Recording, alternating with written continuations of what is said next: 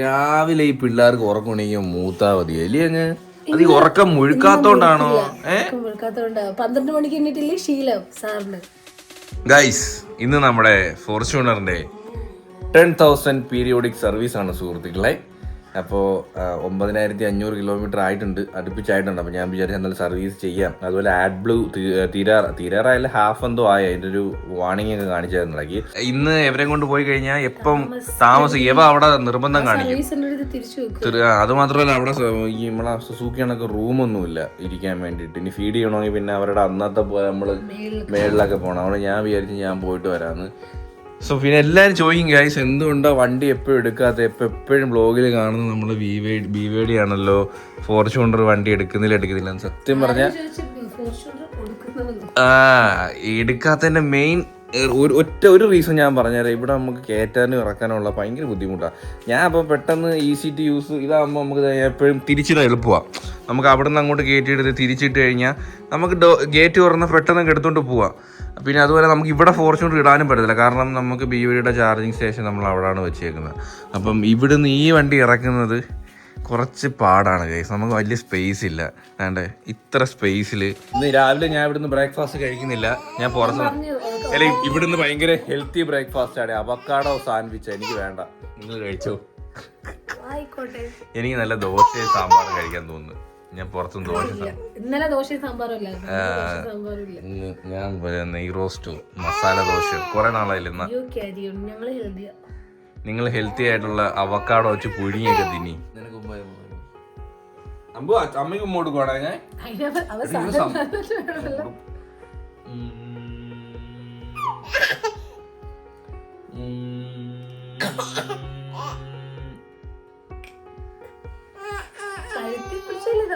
എന്തൊരു വെയിലാണ് ഗൈസ്. 2 ആഴ്ചക്ക് ശേഷം നമുക്ക് കാർ സ്റ്റാർട്ടാക്കാം. Let's go. അയ്യോ, ഇതിനകത്തൊരു പുഴുങ്ങിയ ഫീല് കേട്ടോ. ചൂട് അയ്യോപ്പാ.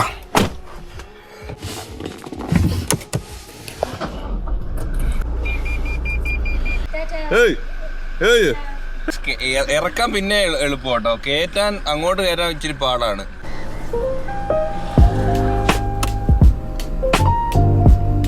വണ്ടി നമ്മൾ അവിടെ പാർക്ക് ചെയ്തു. രാവിലെ നമുക്ക് ശരവണ ഭവനിൽ നിന്ന് നല്ല ദോശയും ചായയും കഴിക്കാം. എന്തോ രാവിലെ എന്തോ പ്ലെയിൻ ദോശ കഴിക്കാം. ദോശ എത്തി. ഇതായിരിക്കണം പ്ലെയിൻ ദോശ, മുറായിരിക്കുന്നു. പൊളി സാമ്പാർ. ഈ ശരവണമല്ല മിക്കവാറും സാമ്പാർ ഭയങ്കര മധുരവും ശർക്കര ഇടുമായിരിക്കും ഇല്ലേ. നല്ല ക്രിസ്പി ദോശ. അറിയണോ വണ്ടികൾ കിടക്കുന്നത് കണ്ടാ ഇന്ന് വൈകിട്ടേ പോകാൻ പറ്റത്തോളെന്നാ തോന്നാം കേട്ടോ. മൃദുലെ കൊണ്ട് വരാഞ്ഞത് എന്തുകൊണ്ടും കാര്യമായി. നമ്മളെ വണ്ടിയുടെ കിടക്കുന്നതേ ഉള്ളൂ. എത്ര ഫോർച്യൂണറാണെന്ന് നോക്കിയേ. ഈ മഴയൊക്കെ പെയ്ത് കഴിയുമ്പോൾ കുറേ നേരം യൂസ് ചെയ്ത് കഴിയുമ്പോൾ നമ്മൾ ഈ ഗ്ലാസ് ഇല്ലാത്തില്ല ഇങ്ങനെ ഇട്ട് ഉരയ്ക്കുന്ന കണക്കത്തൊരു നോയ്സ് ഉണ്ട്. അല്ലാണ്ട് വേറെ ഒരു പ്രശ്നമൊന്നുമില്ല. എനിക്ക് തോന്നുന്നത് വൈപ്പർ ബ്ലേഡ് തേങ്ങയായിരിക്കും, ഇനി അത് മാറണം അറിയാം. പക്ഷെ എന്നാലും 10,000 കിലോമീറ്റർ വൈപ്പർ ബ്ലേഡ് പോകും. പക്ഷേ എന്നാലും ആ നോയ്സ് ഉണ്ട്. എന്നിട്ട് ചെക്ക് ചെയ്യാന്ന് പറഞ്ഞു. ഒരു തുണിയൊക്കെ ഇട്ട് കേട്ടോ അവർക്ക് ഡ്രൈവ് ചെയ്യാൻ വേണ്ടിയിട്ട്. എല്ലാ വണ്ടിയിലും ഇങ്ങനെ ഇട്ടേക്കുന്നതാണ്. അപ്പോൾ എന്തായാലും സർവീസ് കഴിഞ്ഞ് വരട്ടെ, നമുക്കിവിടെ വെയിറ്റ് ചെയ്യാം. ഒരു ഫോർച്യൂണറിൻ്റെ കോലം നോക്ക്. അയ്യോ, ഫുള്ളായിരിക്കും കിടക്കുന്നത് കേട്ടോ. വണ്ടി കണ്ട എല്ലാം കൊണ്ട് മുട്ടിച്ചിട്ടെന്ന് പറഞ്ഞിട്ടേക്കും. നമുക്ക് സ്പേസ് എന്ന് പറയുന്ന ഒരു സാധനമില്ല, എല്ലായിടത്തും അങ്ങനെ ഇട്ടേക്കും കേട്ടോ. കണ്ടോ, നമുക്ക് ജസ്റ്റ് നടന്നു പോകാനുള്ള സ്ഥലമേ ഉള്ളൂ. അത്രയ്ക്കും ടൊയോട്ടയ്ക്ക് വണ്ടി. നമ്മുടെ റോഡിൽ കൂടെ ഇറങ്ങിയാൽ തന്നെ എന്തോ ഒരു ഇന്നോവയാണ്, പിന്നെ പറയേണ്ട ആവശ്യമില്ലല്ലോ ഗൈസ്. അപ്പോൾ അവരൊരു എസ്റ്റിമേറ്റൊക്കെ ആദ്യമേ തന്നു കേട്ടോ. നമ്മൾ സാധാരണ സർവീസ് സെൻ്ററിൽ നമ്മൾ ഞെട്ടണമല്ലോ, കാരണം ലാസ്റ്റ് നമുക്ക് ഒന്നും ബില്ലൊന്നും അറിയത്തില്ല. അതൊരു നല്ല കാര്യം കേട്ടോ. കാരണം ലാസ്റ്റ് നമ്മൾ വണ്ടി എല്ലാം സർവീസ് കഴിഞ്ഞ് ഒരു ഒറ്റ ബില്ലടിച്ച് തരുന്നതിനെക്കാട്ടി നല്ലത് അവരാദ്യമേ വന്ന് ഇത്ര രൂപയൊക്കെ ആവും, നമ്മളെ കംപ്ലയിൻസ് ഒക്കെ അറിഞ്ഞ് ഇത്ര രൂപയെന്നൊരു എസ്റ്റിമേറ്റ് ആദ്യമേ തരും. പിന്നെ ഇതിനകത്ത് ചെറിയൊരു വേരിയേഷൻ വരും, അത്രേ ഒരു തരത്തോളൂ പറഞ്ഞോളൂ. അപ്പോൾ ഇനി നമുക്ക് ടൊയോട്ടയുടെ first service, second service, third service നമുക്ക് ഫ്രീ ആണെന്ന് പറയുമ്പോൾ പാർട്സിന് നമ്മൾ കാശ് കൊടുക്കണം. വാഷിങ്ങും ലേബർ ചാർജും ഫ്രീ ആണ്, ബാക്കി എല്ലാത്തിനും നമ്മൾ കാശ് കൊടുക്കണം. സോ ഇതാണ് അവർ നമുക്ക് തന്ന bill. Wheel balance 4 wheel adjustment 940. അതായത് നമ്മൾ വീല് ബാലൻസ് ചെയ്യുന്നുണ്ട്, അതുകൂടാതെ വീല് നമ്മൾ റൊട്ടേഷൻ ചെയ്തിടുന്നുണ്ട്. പിന്നെ ഏറ്റവും കൂടുതൽ ഇത് വരുന്നത് നമ്മുടെ ഓയിൽ ചേഞ്ചിനാണ്. ഓയിൽ ചേഞ്ചിന് മാത്രം അറൗണ്ട് 4000 പുറത്ത് പ്ലസ് ടാക്സ് GST വരുന്നുണ്ട്. പിന്നെ ഓയിൽ ഫിൽറ്റർ, വിൻഷീൽഡ്, അതൊന്നും വലിയ ഇത് വരത്തില്ല. ഇതെല്ലാം കൂടി എനിക്ക് അടിച്ചു തന്ന ബില്ലെന്ന് പറയുന്നത് ഗൈസ് 10,145 രൂപയാണ് കേട്ടോ. 6 മണിക്കാണ് വണ്ടി കിട്ടുമെന്ന് പറയുന്നത്. അതിന് മുമ്പേ സെറ്റ് ചെയ്ത് തരാമെന്ന് ചേട്ടൻ പറഞ്ഞിട്ടുണ്ട്. ബൈ ദ ബൈ, ഇതാണ് നമ്മുടെ ബില്ല് ഗൈസ്. എല്ലാവരും പറയും ടൊയോട്ട അത്ര ചീപ്പൊന്നുമല്ല, പക്ഷേ കമ്പാരിറ്റീവ്ലി ഇത്രയും വില കൂടിയൊരു വണ്ടിക്ക് ഇത്രയല്ലേ സർവീസ് ചാർജ് വരുന്നുള്ളൂ. ഈ സമയത്ത് ഞാൻ എൻ്റെ EVയെ സ്മരിക്കുകയാണ് സുഹൃത്തുക്കളെ. എനിക്ക് ഫസ്റ്റ് നമ്മുടെ സർവീസിന് വേണ്ടി ആയത് 1000 രൂപ ആയില്ല. അതിനകത്ത് വാഷിംഗ് എല്ലാം ഫ്രീ ആയിരുന്നു. EV ഭയങ്കര നമ്മൾ എടുക്കുമ്പോൾ ഉള്ള ഒരു കോസ്റ്റ്. ഇപ്പോൾ എനിക്കൊന്ന് EV നമ്മുടെ ഐസെൻജിൻ വണ്ടി ഏതാണ്ടൊക്കെ ഒരേ വിലയ്ക്ക് കിട്ടുന്നുണ്ട്. നേരത്തെ ഇറങ്ങിയിടയ്ക്ക് EV ഭയങ്കര കോസ്റ്റായിരുന്നു. പക്ഷെ ഒന്ന് ആലോചിച്ച് കഴിഞ്ഞാൽ EV എടുത്തു കഴിഞ്ഞാൽ നമുക്ക് എടുക്കുമ്പോൾ ഉള്ള കോസ്റ്റ്. പിന്നെ എല്ലാവർക്കും ടെൻഷൻ ഈ 10 കൊല്ലം കഴിഞ്ഞാൽ ഇതിൻ്റെ അണ്ടർ വാറൻറ്റി കഴിഞ്ഞാൽ നമ്മൾ എന്ത് ചെയ്യും എന്നുള്ളൊരു ടെൻഷനാണ്. അതിനിടയ്ക്ക് നമ്മൾ ആ വണ്ടി നമുക്ക് നല്ല ഓട്ടം ഉണ്ടെന്നുണ്ടെങ്കിൽ ഓടി മുതലാക്കാനൊക്കെ പറ്റും. ഒരു ടെൻഷൻ ഉള്ളതുകൊണ്ടാണ് പലരും EVയിലോട്ട് പോകാത്തത്. ഫോർച്യൂണറിൻ്റെ ബ്രേക്ക് പാഡ് അങ്ങനെ ലാസ്റ്റ് ചെയ്യില്ല എന്നങ്ങനെ പല റിവ്യൂസും ഞാൻ യൂട്യൂബിൽ കണ്ടിട്ടുണ്ട്.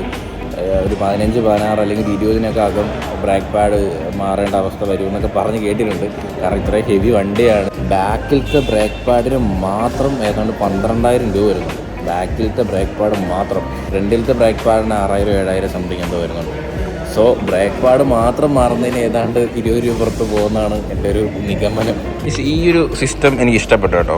വേറൊന്നുമല്ല, നമ്മൾ പലപ്പോഴും നമ്മൾ സർവീസ് സെൻറ്ററിൽ വഴക്കാവുന്നതിൻ്റെ മെയിൻ റീസൺ നമ്മളെ ലാസ്റ്റ് ഇവരെല്ലാം കൂടി നമ്മളൊന്നും അറിയാതെ ഇവർ കൂട്ടി ലാസ്റ്റ് ഒരു ബില്ല് നമ്മളെ തരുമ്പോൾ നമ്മൾ ഷോക്കായി പോകും. പക്ഷെ അതിനെക്കാട്ടി ഈ ഒരു സിസ്റ്റം നല്ലതാണ്. ഇപ്പം ഇവർ വന്ന് കറക്റ്റ് എത്ര രൂപ ആവുമെന്ന് മുമ്പേ പറഞ്ഞു, നമുക്ക് കുറച്ചൊക്കെ അഡ്ജസ്റ്റ് ചെയ്യാമെന്ന് പറഞ്ഞു. അപ്പോൾ ആ ഒരു മെത്തേഡ് എനിക്ക് ഇഷ്ടപ്പെട്ടു കേട്ടോ. അത് എല്ലാ സർവീസ് സെൻറ്ററും ആ ഒരു മെത്തേഡ് യൂസ് ചെയ്യുമെങ്കിൽ നല്ലതായിരിക്കും. നമുക്കൊരു കോഫി തന്നിട്ടുണ്ട് ഗൈസ്, ഒരു ബിസ്ക്കറ്റും. നമ്മൾ രാവിലെ ഇപ്പോൾ 2ാമത്തെ ചായയാണല്ലോ ദൈവമേ കുടിക്കുന്നത്. അപ്പോൾ ഞാനവിടെ നിന്ന് നേരെ വീട്ടിൽ വന്ന് ഫുഡൊക്കെ കഴിച്ചു. കാരണം അവിടെ 4 മണിയാവുമെന്ന് പറഞ്ഞു. ഇന്ന് ഒരുപാട് വണ്ടിയുണ്ട്, അതുകൊണ്ട് നല്ല ലേറ്റ് ആവും. അടങ്ങി ഇരിക്കുന്നുണ്ടാ, നമ്മളെ വണ്ടിയിലാണെങ്കിൽ അടങ്ങിയിരിക്കും. ഇങ്ങോട്ട് ഊബറിൽ വന്നപ്പോഴും ഞാൻ ആലോചിച്ചു, ഞാൻ കാറിന് ബാക്കിൽ ഇരിക്കാറില്ലല്ലോ, ഡ്രൈവിംഗ് അല്ലേ ഉള്ളൂ. എന്ത് സുഖമുള്ള പരിപാടിയാണ് ബാക്കിൽ ഇരിക്കുന്നത്. പിന്നെ അതും ഫ്രണ്ടിൽ ഇരിക്കുന്നതല്ല, വണ്ടിയുടെ ബാക്കിൽ ഇരിക്കുന്നതാണ് ഏറ്റവും കൂടുതൽ അടിപൊളി പരിപാടി. ഡ്രൈവിംഗ് ക്ലാസ്സിന് പോവാറില്ലല്ലോ ഇപ്പൊ. ജനുവരി ടെസ്റ്റ് ആണ് കാര്യം. എനിക്കറിയാൻ പറ്റുള്ളൂ പാസ്സാവൂല, കാരണം പോവാറില്ല. കുറ്റമ്പടി സമയം കിട്ടാറില്ല. ഇത് നോക്കിയിട്ട് സീൻ കാണുന്നുണ്ടോ?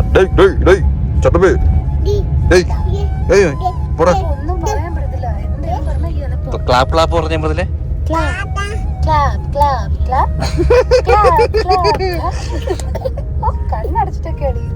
Clap clap clap. പറ്റത്തില്ലെങ്കിൽ ഇങ്ങനെ ഉമ്മ പറയാൻ പോകുന്ന clap clap clap. Good boy. ഉമ്മയുടെ ഉമ്മ എത്തിയോ?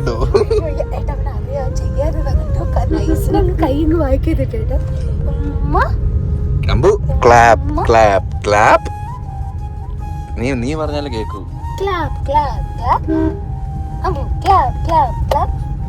ആദ്യം വന്നായിരുന്നു, ഡിമാൻഡാ, എപ്പോഴും പറയത്തില്ല. അങ്ങനെ വണ്ടി കഴുകി കുട്ടപ്പനായിട്ട് വന്നിട്ടുണ്ട് സുഹൃത്തുക്കളെ. നമ്മൾ ടയർ റൊട്ടേഷനൊക്കെ ചെയ്ത് കേട്ടോ, അടിപൊളി നൈസായിരുന്നു കേട്ടോ. ഒരു പോളിഷൊക്കെ ചെയ്ത് ഇവിടെയൊക്കെ ഫുൾ അഴുക്കായിരുന്നു. ഇതിൻ്റെ ഒരു പോളിഷ് വാങ്ങാൻ കിട്ടും. ഈ സാധനം ചെയ്താൽ ഇതും ഈ ടയർ പോളിഷ് ചെയ്യുമ്പോൾ തന്നെ വണ്ടി നല്ല രസമൊക്കെ കാണാൻ. നമ്മളെപ്പോഴും നമ്മൾ ഈ പോളിഷ് ഇല്ലാത്തതുകൊണ്ട് ഇത് സർവീസ് സെൻറ്ററിൽ കൊണ്ട് ചെയ്താലേ ആ ഒരു ഫിനിഷിങ് കിട്ടത്തുള്ളൂ. ഈ ടയറിനും ഇങ്ങനത്തുള്ള ഈ എലമെൻസിനൊക്കെ ഷൈനിങ് കിട്ടണമെങ്കിൽ അതിൻ്റെ ഒരു സ്പ്രേ ഉണ്ട്, ഒരു ലിക്വിഡ് കണക്കത്തെ സാധനം. അപ്പോൾ വണ്ടി നമ്മൾ സർവീസ് കഴിഞ്ഞ് സെറ്റായിട്ടുണ്ട് കേട്ടോ. മൃദുലൊക്കെ ബൺമസ്ക തിന്നണമെന്ന് ഭയങ്കര ആഗ്രഹമായിരുന്നു. വീട്ടിൽ ഉണ്ടാക്കിയിട്ട് ഒരു വട്ടം പുറത്തുനിന്ന് കഴിക്കണമെന്നായിരുന്നു. ഹായ് ചേട്ടാ, ഒരു ബൺമസ്ക. ഇതെന്തോ ചോക്ലേറ്റ് ഫ്ലേവറോ? നോർമൽ ഒരു ചായ. 2 യൂത്തന്മാരുടെ സംരംഭമാണ്. ഹായ് പറയൂ. പേര്? ആദിലും അനുദേവ്. എത്ര നാളാണ് ഇവിടെ നിൽക്കുന്നത്? 1 മാസമായി. ബൺമസ്ക തരംഗമായിക്കൊണ്ടിരിക്കുകയാണ് സുഹൃത്തുക്കളെ. ഭയങ്കര ഇതായിരുന്നു. പുറത്തുനിന്ന് എനിക്ക് ബൺമസ്ക കഴിക്കണം. അതെ, നമ്മളങ്ങനെ പുറത്തുനിന്ന് ഒരു ബൺമസ്ക വാങ്ങിച്ചു. പക്ഷെ നമ്മൾ വാങ്ങിച്ച ബണ്ണ് വലുതായിരുന്നു കേട്ടോ. ഇത് അതുകൊണ്ട് അവിടത്തേക്കോ ചെയ്യുന്നു. അടങ്ങടാ. നമ്മൾ ഉണ്ടാക്കിയതില് മിൽക്ക് മെയ്ഡ് തോന്നിയായിരുന്നു. ഇതില് ബട്ടറാ പോണേ. മധുരം നമ്മൾ ഉണ്ടാക്കിയതായിരുന്നു. ഇത് മധുരം കുറവാണ്. കാരണം ഇതിൽ ബട്ടർ കൂടുതലാണ്. കറക്റ്റ് ബൺമസ്ക മധുരം കുറവാണ് ആണല്ലേ. പക്ഷെ നമ്മളിപ്പോ മിൽക്ക് മെയ്ഡ് തോനൊക്കെ നമ്മള് ഹെൽത്തി ആയതുകൊണ്ട് ബട്ടർ കുറച്ച് ഇത് ബട്ടർ നല്ല ബട്ടർ ഉണ്ട്. പക്ഷെ കൊള്ളാം. നമ്മൾ ഉണ്ടാക്കിയതൊക്കെ സെയിം. അപ്പൊ എനിക്ക് സന്തോഷമായി. നമ്മൾ ഉണ്ടാക്കിയതും സെയിം തന്നെ ആയിരുന്നു. ചായ ഒന്ന് കുടിച്ചു നോക്ക്, ഇറാനി ചായ. പക്ഷെ ഇപ്പം ട്രെൻഡാണ് എല്ലായിടത്തും ഇതേ ഉള്ളു ഗൈസ്. ഇപ്പൊ പിന്നെ ബീച്ചിൽ പോയാലും എല്ലായിടത്തും ഇങ്ങനെ ഒന്ന് ചെയ്യാണ്. ചായ അടിപൊളി, സൂപ്പർ ചായ. ചായ ഇഷ്ടപ്പെടും, കാരണം മസാല ചായ. പക്ഷെ ആ ഒരു ഇത് എനിക്ക് പലർക്കും ചമ്മലായിരുന്നു ഇങ്ങനെയൊക്കെ പുറത്തൊക്കെ പല ഇങ്ങനത്തെ കച്ചവടങ്ങളൊക്കെ ചെയ്യാൻ. അപ്പൊ അവര് ഇനിഷ്യേറ്റ് ചെയ്തോണ്ട് 2 കപ്പിൾസ് ആയിട്ട് തുടങ്ങി. ഇപ്പൊ അങ്ങനെ ആർക്കും ഒരു പ്രശ്നമില്ല. ചായ എന്റെ മോനെ സൂപ്പർ ചായ കഴിച്ചു. കിടിലൻ ചായ. എനിക്ക് ചായ ഇഷ്ടപ്പെട്ടു കേട്ടോ. എന്തൊക്കെയോ സ്പൈസസ് ഇട്ടിട്ടുണ്ട്. നല്ലൊരു മധുരമുണ്ട്, കുറച്ച് എരിയുണ്ട്. മധുരം കറക്റ്റ് എനിക്ക് കറക്റ്റായിട്ട് തോന്നിയത്. അതും വലിച്ചെടുത്തു. എല്ലാം ആദ്യത്തെ അല്ല, സെക്കൻഡ് സർവീസ് ആയ 10,000 പീരിയോഡിക് സർവീസ് കഴിഞ്ഞിരിക്കുന്നു. അപ്പം നമുക്ക് എത്ര രൂപ ആയി എന്ന് നിങ്ങൾക്ക് അറിയണ്ടേ? മൊത്തത്തിൽ ആയിരിക്കുന്ന തുകയാണ് 9,745 രൂപ ഗൈസ്. പിന്നെ വാഷിംഗ് ഫ്രീ ആണ്, ലേബറും ഫ്രീ ആണ്. പിന്നെ എന്തൊക്കെയുണ്ട്, ഓയിൽ ഫിൽറ്റർ, അങ്ങനെ ചില്ലറ ഫ്ലൂയിഡുകൾ കാര്യങ്ങൾ ഒക്കെ ഓയിൽ എല്ലാം ചെക്ക് ചെയ്യും. ബാക്കി മാറാനുള്ളതൊക്കെ മാറും. അപ്പോൾ ഇതെല്ലാം ചെയ്തതിന് നമുക്കായ തുകയാണ് ഈ പറഞ്ഞ 9,745 രൂപ ഗൈസ്. ഇതിൽ നിന്ന് താഴെ ആയിരിക്കും മേ ബി ക്രിസ്റ്റയ്ക്ക്. അപ്പോൾ ക്രിസ്റ്റ യൂസ് ചെയ്യുന്ന ആൾക്കാർ താഴെ കമന്റ് ബിലോ. ബൺമസ്ക തീർന്നടാ. അടി ഗീറിട്ട്. പിന്നൊരു കാര്യം ഗൈസ് പറയേണ്ടിയിരിക്കാൻ വയ്യ, ഇവരുടെയൊക്കെ ഒരു സർവീസ് ക്വാളിറ്റി അടിപൊളിയാണ്. ചേട്ടയുടെ ഭാഗത്തു നിന്ന് എനിക്ക് വണ്ടി വാങ്ങിച്ച മുതൽ ഇതുവരെ എനിക്ക് ഒരു ബാഡ് എക്സ്പീരിയൻസ് പോലും ഇല്ല. അത്രയും നീറ്റായിട്ടാണ് അവർ സർവീസ് നോക്കുന്നത്. ഈവനിങ് ട്രാഫിക്കിന്റെ കാര്യം കറക്റ്റ് നമ്മളത് ഈവനിങ് ട്രാഫിക് എന്താ അവസ്ഥ എന്ന് ആലോചിക്കണം. എത്ര നാളായി നമ്മൾ ഈ ഒരു സാധനം ഇങ്ങനെ ഫേസ് ചെയ്തോണ്ടിരിക്കുക. നമുക്കൊരു 10 മിനിറ്റ് പോലും വേണ്ട നമുക്ക് ഇവിടുന്ന് വീട്ടിലെത്താൻ വേണ്ടി. അതിനാണ് നമ്മളൊരു 3/4 മണിക്കൂർ ഇവിടെ സ്പെൻഡ് ചെയ്യുന്നത്. പതിയെ സമയത്ത് പണിഞ്ഞാൽ മതി. ഇടിഞ്ഞൊന്നും വീണ് ആർക്കും അപകടമാവായിരുന്നാ മതി. പക്ഷെ എന്താ അല്ലേ അങ്ങനെയൊക്കെ ചെയ്യുന്നത്? അതൊക്കെ ഒരു എന്ത് വീഴ്ചയാണല്ലേ. കാരണം റോഡൊക്കെ അങ്ങനെ ഇടിഞ്ഞ് വീഴാന്ന് വെച്ചാൽ പണി നടന്നുകൊണ്ടിരിക്കുക. പക്ഷെ മെയിൻ പ്രശ്നം, നമ്മൾ അന്ന് ഇവിടെ എറണാകുളത്തൊക്കെ ഇങ്ങനെ പോയപ്പോഴേ ബോളിലിടും. പക്ഷെ ആ കോൺക്രീറ്റ് നമ്മളെ വണ്ടിക്കകത്ത് വീഴും. ഇനി പണി നടക്കുമ്പോഴേ അത് ശ്രദ്ധിക്കണം ഗൈസ്. നിങ്ങൾ പണി നടക്കുമ്പോൾ അതിൻ്റെ അടിയിൽ കൂടെ പോരുത്. ഇവരൊരു ഷീറ്റൊക്കെ ഇട്ടാൽ പോലും അതിൻ്റെ ഇടയിൽ കൂടെ സാധനം ലീക്കായി നമ്മുടെ പെയിന്റ് ഡാമേജ് ആവും. എനിക്ക് അങ്ങനെ കുറച്ച് പണി കിട്ടി. ഞാനത് പിന്നെ അപ്പോഴേ കണ്ടതുകൊണ്ട് പെട്ടെന്ന് കൊണ്ടത് റിമൂവ് ചെയ്ത്. പക്ഷെ അത് ഇരുന്ന് റെസ്റ്റ് പിടിക്കാനുള്ള ചാൻസ് ഉണ്ട്. അതുകൊണ്ട് അത് നിങ്ങൾ പോകുമ്പോൾ ശ്രദ്ധിക്കുക. മെയിനായിട്ട് റോഡ് പണി കിടക്കുമ്പോൾ അതിൻ്റെ അണ്ടർപാസ് വഴി പോകുമ്പോൾ മെയിനായിട്ട് ശ്രദ്ധിക്കുക കേട്ടോ. ഗൈസ്, നമ്മൾ നൈറ്റ് നേരെ അത് കഴിഞ്ഞ് നേരെ വീട്ടിൽ പോയി ഫുഡൊക്കെ കഴിച്ചു. ഇന്ന് സെക്കൻഡ് ഷോയ്ക്കല്ല 10 മണിക്കാണ് ഷോ. നമ്മൾ കാണാൻ പോകുന്നു തിലകന്റെ ഡയലോഗ് ഭയം, ഭക്തി, ബഹുമാനം. ലാലേട്ടനെ കൊണ്ട് ഇവിടുന്നാടാ. ഇതെന്തോ ഇല്ല സാധനം. ഇംഗ്ലീഷ് പാട്ട്.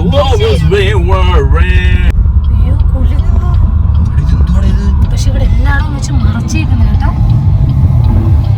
അവിടെ പ്രോഗ്രാം ഇല്ല, അവിടെ പ്രോഗ്രാമിന്റെ റിഹേഴ്സൽ അങ്ങനൊക്കെ ഉണ്ടല്ലേ. ദാണ്ട് ഇവരുടെ എന്തോ റിഹേഴ്സൽ നടത്തിയിട്ട് അവര് ചെയ്തോളൂ അല്ലേ. അതാ അവര് റിഹേഴ്സൽ ചെയ്യുന്നേ. നാളെ അല്ലേ പ്രോഗ്രാം. സ്റ്റേജ് കയറിയിട്ട് മറന്നുപോയാലേ. പണ്ട് നമ്മൾ ഡാൻസ് കളിക്കുമ്പോൾ മൃഗം എപ്പോഴും സ്റ്റെപ്പ് തെറ്റിക്കുമായിരുന്നു. പിന്നെ ഡാൻസ് കളിക്കുമ്പോൾ കർട്ടന്റെ ഇടയിൽ ആദ്യമൊക്കെ കോൺഫിഡൻസ് ഇല്ലായിരുന്നു സ്റ്റേജിൽ കയറി ഡാൻസ്. കോൺഫിഡൻസ് ഇല്ലാത്തല്ല, കൂടെ ഉള്ളൊരു ചേച്ചിയെ കാണുന്നില്ലെന്ന് പരാതി. അപ്പൊ എന്റെ അടുത്ത് നിന്ന് എന്നാ പിന്നെ ഫുള്ളായിട്ട് അങ്ങ് കണ്ടോട്ടെ എന്ന് പറഞ്ഞ് ഞാനങ്ങ് മാറി നിന്ന് കൊടുത്തേ. ഡാൻസ് ഡാൻസ് കഴിഞ്ഞ വീഡിയോ നമ്മൾ കാണുമല്ലോ ആൾക്കാരൊക്കെ എടുത്താണ് നോക്കിയപ്പോ മൃദുലെ കാണാനില്ല. മൃദുല കറക്റ്റ് തന്നെ കീടി നിൽക്കുന്നു ഡാൻസ് കളിക്കുന്നു. പക്ഷെ കറക്റ്റായിട്ട് കളിക്കുന്നുണ്ട് പുള്ളിക്കാരി. പക്ഷെ കറക്റ്റിന്റെ അടിയിലാണെന്നേ ഉള്ളൂ. ഇടയ്ക്ക് ഒരുമിച്ച് വരേണ്ട സ്റ്റെപ്പ് ഉണ്ട്. അപ്പൊ പൊത്തിയിൽ ഇങ്ങനെ ചാടി വരുന്ന പോലെ വരുന്നുണ്ട്. അതൊക്കെ എന്ത് വൈബായിരുന്നു. നമ്മളിന്ന് ലെക്സിലാണ് സുഹൃത്തുക്കളെ. ലെക്സിൽ വേറെ സീറ്റ് കിട്ടില്ല. സീറ്റില്ലായിരുന്നു വേറെ. ഇതിവിടെ ഉള്ളായിരുന്നു. ഹൗസ്ഫുള്ളാ ഫുള്ള്.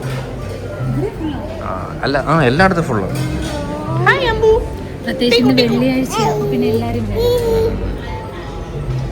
എടാ വിരലിടാ വായിക്കാത്ത വിരലിടാ. അമ്പുവിന്റെ ഡുണ്ടു ഉണ്ട് കേട്ടോ നമ്മുടെ സിനിമ കാണാൻ. മിസ് ചെയ്ത് ഞാൻ ഫോർച്യൂണറിൽ അകപ്പെട്ടു. ചൂടത്ത് കിടന്നിച്ച് കരിഞ്ഞു പോയി. ടാനൊക്കെ അടിച്ചു കേട്ടോ പാവം. ഡുണ്ടുവിനെ മറന്നോ? അയ്യോ മറന്നില്ല. മൊത്തം പറ്റി ഗൈസ്. ഞാൻ ഇവിടെ ആയിരുന്നു ബുക്ക് ചെയ്യാനുള്ളത്. പക്ഷെ ഞാൻ അറിഞ്ഞില്ല ഈ സീറ്റിന്റെ അറേഞ്ച്മെന്റ്സ്. ഇത് അയ്യോ ഇതിന് മുതുക്കൊരു ബാരിയർ. ഞാൻ ഇവിടെ ആയിപ്പോയി. എന്തൊരബദ്ധം പറ്റിപ്പോയില്ലേ. സിംഗിൾ ആയിരിക്കും ചോദിച്ചു നോക്കാം. ഇതിപ്പോ വൻ കോമഡി ആയിട്ടോ. കുഴപ്പമില്ല, നിങ്ങൾ എന്നെ ശല്യം ചെയ്തത്. ഞാൻ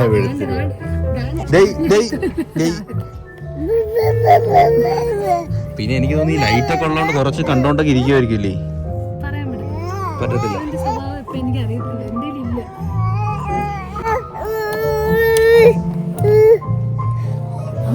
അമ്പു അടങ്ങടാ അമ്പു. ലക്ഷ്യ കേറിട്ട് ഒരു വട്ടം കേറിട്ടുള്ളൂ. 2 വട്ടം. പക്ഷെ അടിപൊളി കേട്ടോ. കുറച്ച് പേരേ ഉള്ളൂ. പക്ഷെ ഇവരാരും കൈയടിക്കുന്ന കൂത്തൊന്നുമില്ലേ. എനിക്ക് അതുകൊണ്ടാ ഒരു ഇതാണെങ്കിൽ ആവേശം ഉണ്ടെങ്കിൽ ഒരു പടമായിരുന്നു.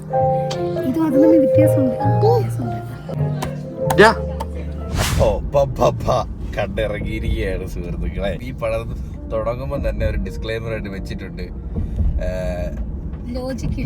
നോ ലോജിക് ഒൺലി മാഡ്നസ്, അങ്ങനെയല്ലേ എഴുതിയിരിക്കുന്നത് ഇല്ലേ? അപ്പം ആ ഒരു മൈൻഡ് സെറ്റ് മാത്രമേ നമ്മൾ പിന്നെ അങ്ങോട്ട് പടം കാണത്തുള്ളൂ. അപ്പൊ പിന്നെ എന്ത് കാണിച്ചാലും കുഴപ്പമില്ല. സത്യം ഈ പടം എല്ലാവർക്കും വർക്കാവണമെന്ന് ഇല്ല, സീരിയസ്ലി ഇല്ല. ഈ പടം ഇഷ്ടപ്പെടാത്ത ഒരുപാട് പേര് കാണും. പക്ഷെ എനിക്ക് ഇഷ്ടപ്പെട്ടു.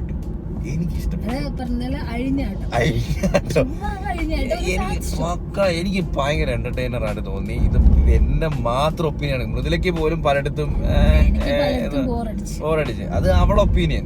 കണ്ടോ ഇപ്പൊ ഞാൻ മൂവി കണ്ട എനിക്ക് എവക്കും തന്നെ 2 ഒപ്പീനിയൻ ഉണ്ട്. അപ്പൊ എവക്ക് പടം അത്ര അങ്ങോട്ട് വർക്ക് ആയിട്ടില്ല. ചില സ്ഥലത്ത് എനിക്ക് പടം ഇഷ്ടപ്പെട്ടു. എനിക്ക് ഭയങ്കര ഇഷ്ടപ്പെട്ടു. എനിക്ക് ആകപ്പാടെ ഇതിനകത്തൊരു ഇതായിട്ട് തോന്നിയത് ഭയങ്കര BGM ചുമ്മാ കുത്തിക്കറ്റി ഭയങ്കര സൗണ്ടാണ്. നമുക്ക് ഇരിക്കാൻ തിയേറ്ററിൽ ഇരുന്ന് കാണാൻ പറ്റാത്ത രീതിയിൽ ഭയങ്കര സൗണ്ട്. ഇങ്ങനെ കണ്ടിന്യൂസ് പടം ഭയങ്കര ഫാസ്റ്റാ. കട്ട് അടുത്തടുത്ത് ഷോട്ട് അങ്ങനെ ചടപടാ പോകുന്നൊരു സിനിമയാണ്. അപ്പം കൊറേ ഇങ്ങനെ BGM കേട്ട് ചെവി. അത് സത്യം കേട്ടോ. എനിക്ക് ഇങ്ങനെ പടം കാണുമ്പോൾ സത്യം പറഞ്ഞ വേറൊരു ആൾക്കാർ കൂടെ വേറൊരു ഓഡിയൻസിന്റെ കൂടെ ഇരുന്ന് കണ്ടാ കൊള്ളാന്ന് എനിക്ക് ഭയങ്കര ആഗ്രഹം ഉണ്ടായിരുന്നു. കാരണം ഓരോ ഡയലോഗിനും ഓരോ സീനിനും കയ്യടി വരണം. പേര് എന്തിനൊക്കെയാണ് ഫാൻസ് ആയത് ഒറ്റ സിനിമയില്. ഉദാഹരണം CID മൂസ. പിന്നെ അയ്യോ ആ CID മൂസിലെ കാറ് കാണിക്കുന്ന സീൻ കൊറേ സിനിമകളിലെ കാറുകൾ കാണിക്കുന്നുണ്ട്. പിന്നെ മോഹൻലാലിന്റെ മുണ്ട് മടക്കി കുത്തി മുണ്ട് പറിച്ച് അടി അത് ഇത് എല്ലാം ഉണ്ട് ഗൈസ് പടത്തില്. നമ്മളെ 90s ഉണ്ടല്ലോ, നമ്മളൊക്കെ 90s ആണ്, 2K അല്ലല്ലോ. അപ്പൊ 90s ഉള്ളവർക്ക് അറിയാം CID മൂസയെ. നമ്മളെ കുഞ്ഞിലെ കണ്ട പടങ്ങളൊക്കെ ഈ വെട്ടവും എല്ലാ പടങ്ങളും നമ്മൾ കണ്ടിട്ടുണ്ട്. ദിലീപിന്റെ ഒക്കെ വീശമാധവൻ, അതിനകത്തൊക്കെ എല്ലാ ക്യാരക്ടറും നമുക്ക് ഇപ്പോഴും മൈൻഡിൽ അത്ര രജിസ്റ്റേർഡ് ആണ്. വാളയാർ പരമശിവൻ, അങ്ങനെ നമ്മള് കുട്ടിക്കാലം ദിലീപിന്റെ ഓരോ പടങ്ങൾ കണ്ടിട്ടായിരുന്നു അല്ലേ, സീരിയസ് ആയിട്ട്. അപ്പം അങ്ങനത്തെ ഓരോ ക്യാരക്ടറിനെ ഈ പടത്തിൽ എവിടൊക്കെ കുത്തിക്കേറ്റാമോ അവിടൊക്കെ കുത്തിക്കേറ്റിട്ടുണ്ട്. അതിൽ പറയുന്നുണ്ട് ഇപ്പോഴത്തെ പിള്ളേർക്ക് പിടിക്കണം എന്നില്ലെന്ന് പറയുമ്പോഴും പല പിള്ളേരെയും കണ്ട് രസിപ്പിച്ചിട്ടുള്ളതാണ്. പിന്നെ ചേട്ടന്റെ അനിയന്റെ ധ്യാന്റെയും മൈൻഡ് ഫ്രീ ആയിട്ട് ചെന്നിരിക്കുക, ഒരു ലോജിക്കും വെക്കാതെ പോയി കാണാൻ ചിരിക്കുക, എൻജോയ് ചെയ്യാൻ വരിക. അടിപൊളി ഒരു പോക്കോട് മാച്ച് ഞാൻ മടിച്ച് കാണാൻ ചിരിക്കുക, എൻജോയ് ചെയ്യാൻ. പുതിയ മുഖം ഉണ്ടാവും ഗോകുലൻ ഗോപാലൻ. ഇല്ലേ, വേറെ സിനിമ ഉണ്ടോ? അപ്പൊ അമ്പൂട്ട ഉറങ്ങണം. അമ്പൂട്ടനെ ലാലേട്ടനെ അറിയാമോ എന്ന് എനിക്ക് അറിയത്തില്ല. അതായത് ആ ബിഗ് ബോസ് കണ്ട് ആ ഒരു ഫേസ് അവനെ രജിസ്റ്റർ ആയത്. ലാലേട്ടൻ വരുമ്പോ ബിഗ് ബോസിന്റെ BGM ഉണ്ടല്ലോ, അത് ഇവന് ഭയങ്കര ഇഷ്ടമാണ്. ഇതുപോലെ ലാലേട്ടൻ വന്ന് അവൻ കണ്ടോണ്ടിരിക്കും. നല്ല ഉറക്കമായിരുന്നേ. ലാലേട്ടന്റെ ഒരു BGM ഉണ്ട്, അതിൽ നിങ്ങൾ കാണുമ്പോ ലാലേട്ടന്റെ ഒരു വരവ് ആ ഒരു ഫാക്ടറിയിൽ അവരുണ്ട്. ഈ ചെറുക്കൻ നമ്മൾ എന്തല്ല ബാധ കൂടുതലോ ഉറക്കത്തിന്ന് ചാടി എഴുന്നേറ്റിരുന്ന് ഭയങ്കര ഡാൻസ് തുള്ളുവാ. നമ്മൾ പറയാൻ നിങ്ങൾക്ക് അങ്ങനെ തള്ളാൻ തോന്നരുത്. സത്യം ഭയങ്കര ഡാൻസ്. ഞാനിപ്പോ ഇത്രയും നേരം ഉറക്കിക്കൊണ്ടിരുന്നില്ലേ ഈ ചുമ്മാ അല്ലേ പിള്ളേര് ലാലേട്ടനെ കാണുമ്പം കുഞ്ഞു പിള്ളേരൊക്കെ ലാലേട്ടനെ പോലെ അനുകരിക്കുന്നത്.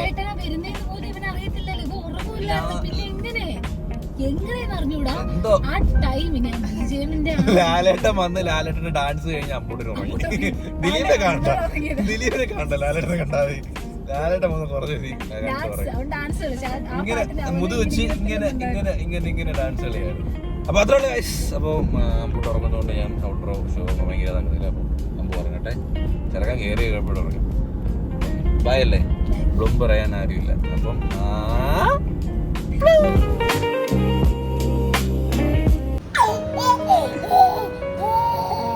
വേണം, നിനക്കത് വേണം, നിനക്കത് വേണം.